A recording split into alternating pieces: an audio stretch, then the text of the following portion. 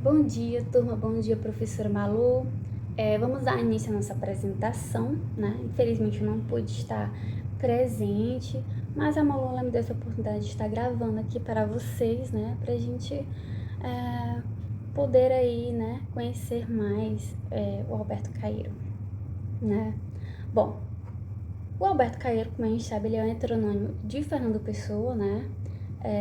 Ele é tão brilhante quanto o Fernando Pessoa, né? O seu criador. E ele é considerado o mestre, né? Dentre os heteronônimos, até mesmo pelo próprio Fernando Pessoa, né? E por quê, né? A gente vai adentrar mais adiante sobre isso. Vamos começar com a biografia. As meninas podem passar o vídeo, aliás, o slide.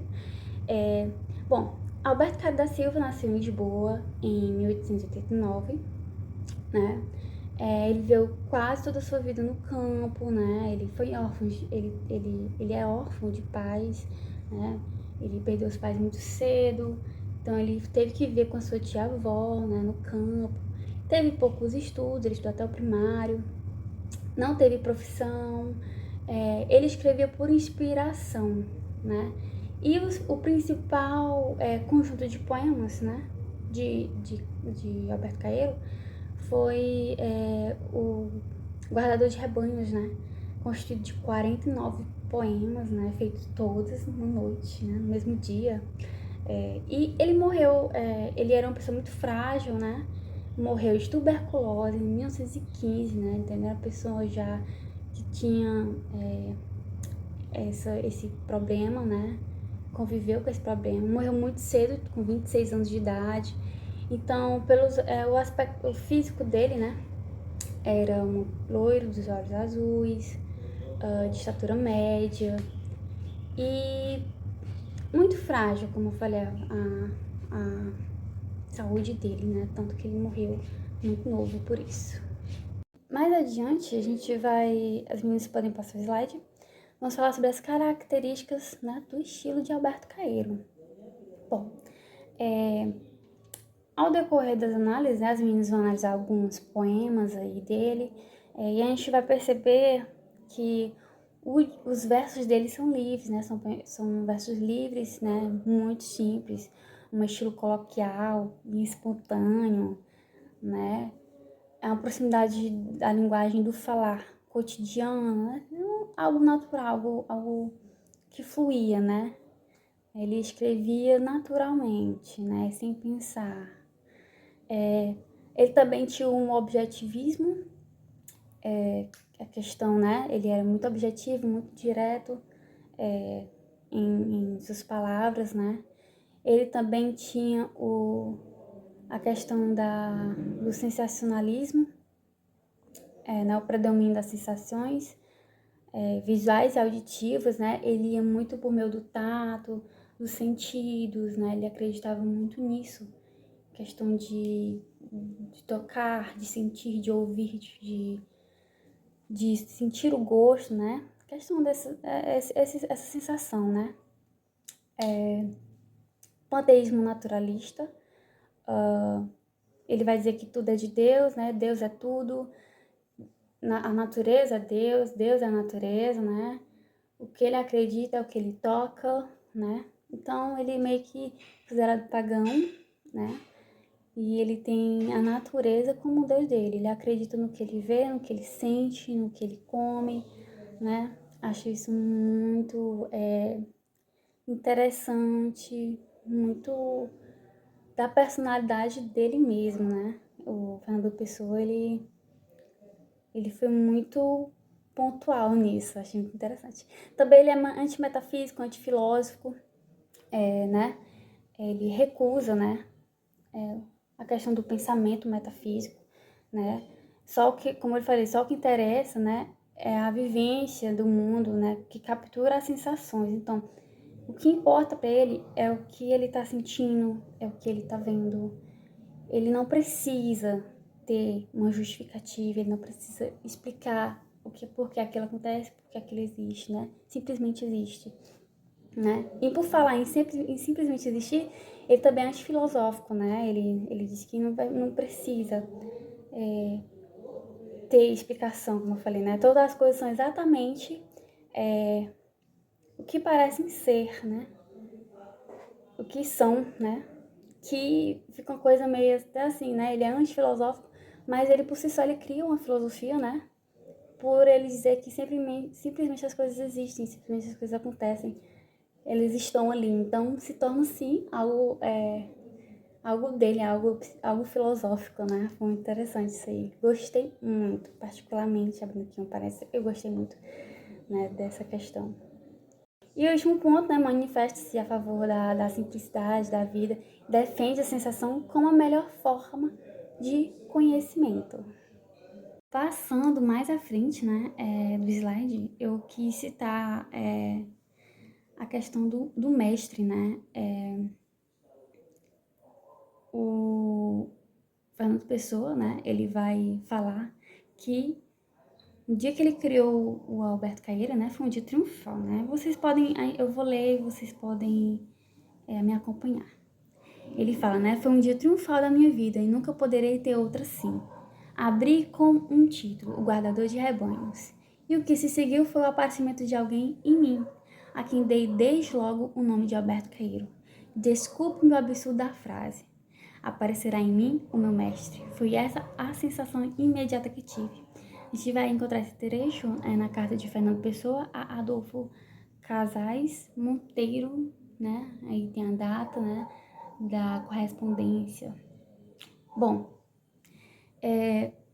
uma coisa que eu vou abrir parênteses de novo, né, e falar que eu achei muito interessante, porque ele encontrou uma pessoa, né, uma pessoa, e, e foi algo que foi uma coincidência ou não, porque ele fala, né, foi uma sensação imediata que tive, né, e o interessante é que por meio dessa sensação que ele teve, ele criou Alberto Caeiro, que é uma pessoa que vive por meio de sensações, né? Então meio que ele pegou esse acontecimento, né? E criou, né? O Alberto Caeiro, né? Ele criou como uma característica dele, né? A questão da sensação, a questão da espontaneidade, do agora, do que ele não soube explicar. Fernando Pessoa não soube explicar o que aconteceu. Simplesmente aconteceu. Como o próprio Alberto Caeiro poderia falar, né? Aliás, fala, né? Que as coisas simplesmente acontecem, simplesmente existem, né? Se a maçã, não é exemplo, tem aquele gosto, é porque ela tem aquele gosto. Se ela é boa, é porque ela é boa, né? E não precisa ter explicação para isso. E a vida é melhor assim, né? Como Albert Caeiro poderia falar, a vida é melhor assim, né? Então, quando o Fernando Pessoa ele escreve, né? Em nome de Caeiro, ele diz, né, que o faz por pura e inesperada inspiração, sem saber o que aconteceu, né? E nem saber o que iria escrever depois, né? Eu achei bem interessante isso. Outra coisa que é muito interessante, né, que eu falei no começo, dele ser um mestre entre os heteronômicos, né, de questão do Álvares, o Ricardo Reis e o Álvares de Campos serem discípulos dele, né, serem o seu, tornarem o Alberto Caeiro o seu mestre, né? Ele é considerado por eles, né, como mestre, né? E é o que... E é uma coisa bem contraditória, porque o Alberto Caeiro, ele é um simples pessoa do campo, que não teve estudo, que não teve... não teve estudo, é uma pessoa que acredita na natureza, é uma pessoa que tem um poema puro, né? A pessoa que a gente pode dizer que ele é puro, né? E o Álvares de Campos e o Ricardo Reis não, eles são pessoas que estudaram, né? Mas mesmo assim, o Alberto Caeiro é o mestre deles, né? Então é uma coisa bem interessante para isso, né? E aí, por que eu digo isso, né? Aquele site que a professora falou, o Arquivo Pessoa, né? Você vai encontrar nas notas para recordação do mestre, né? Algumas delas do Álvares de Campos, né? Essa é a frase, notas para recordação do meu mestre, algumas delas. E olha que são muitas, né? Ele falou algumas delas, eu digo, meu Deus, é muitas. Mas, enfim, muito interessante, né? E ele vai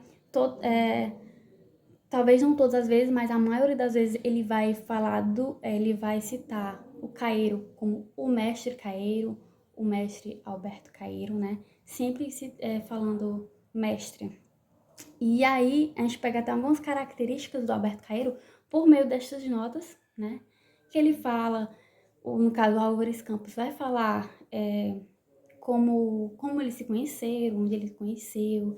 Também fala do um dia em que o Alberto Caeiro falece, né? E aí ele vai falar as características dos olhos azuis dele, do cabelo loiro, da estatura, né? Então a gente pega as características, né? Conhece mais o Alberto Caeiro por meio das notas, né? Da relação que ele tem com os outros, né? Também tem no Ricardo Reis, né? Você vai atrás lá. E eu creio que o Alberto Caeiro seja um mestre, né? Porque ele é o único heteronômimo totalmente exterior, totalmente centrado em questão dos seus conhecimentos, o conhecimento que ele tem, o conhecimento puro, né? Da natureza. Os poemas dele, né? Fazem com que a gente esteja lá. Ele me faz lembrar o Cesário Verde, né? O autor que as meninas, né, uma delas, junto comigo, a gente apresentou, que ele é um homem do campo, né, ele é um poeta do campo. Então, ele vai falar muito bem sobre o campo, sobre as sensações que ele tem no campo, né. Ele é uma pessoa que anda, que ele caminha, né, e ele vai falar do que ele tá vendo, né. Igual o Cesário Verde, né? Cesário Verde, ele falava muito bem do campo. Ele falava do campo, falava da cidade também, mas ele gostava de dar ênfase à questão do campo, né? Que o campo era muito bom, né? As coisas boas do campo, né? Que ele viveu. Então ele me lembra um pouco do Cesário Verde, achei muito bom, achei bem interessante a gente ter pego, né? O Alberto Caeiro, que me simpatizou bastante, né? Simpatizou bastante, a gente tem um conhecimento de campo, né? Questão disso, e eu achei muito interessante. E ao lermos o Alberto Caeiro, né? A gente percebe a versatilidade, né? O brilhantismo dele. Podemos considerar um dos maiores poetas, com certeza, da literatura portuguesa. E para o Fernando Pessoa, né? O Caeiro, ele é um outro alguém dele, né? Outro alguém que nele reside, né? Possibilitando a criação de poemas cuja temática predomina a natureza, a objetividade, a realidade, né? Objetiva, distante do Ricardo Reis e do Álvares Campos, que eles são mais racionais, mais sensacionistas, né? E é isso. E aí as meninas vão analisar poemas, né? Creio eu que tem essas características, a gente vai poder observar isso, nas características do mais profundo do Alberto Caeiro, né? A questão das sensações, né? Ele vai falar de flores, vai falar de frutas, vai falar de campo. E ele vai falar o quão bom é aquela sensação, né? Não me recordo o trecho, mas eu li, eu achei muito interessante, que creio que seja o Álvares de Campos, fala que estava todo molhado, né? Tava chovendo e ele tava com raiva, né? Ele tava meio assim, tipo, poxa, tá chovendo. Todo não sei o quê, chuva me dá tristeza, não sei o quê. E aí o Alberto Caeiro fala assim, não, ela não me dá tristeza, eu somente estou molhado, né? Então, acho muito interessante, isso faz dele algo único, simplesmente único, né? É algo bem objetivo, é bem óbvio, né? Tipo, não dá tristeza, eu só tô molhado. Então, sim, eu particularmente me aprofundei, né? Tentei relacionar ele com os outros heteronômimos, né? Ricardo Reis e o Álvares Campos. E com certeza ele é o que tem mais conhecimento em questão de viver, né? De viver realmente, né? De sentir aquilo. Bom, gente, vou ficando por aqui, vou repassar a fala para as meninas, né?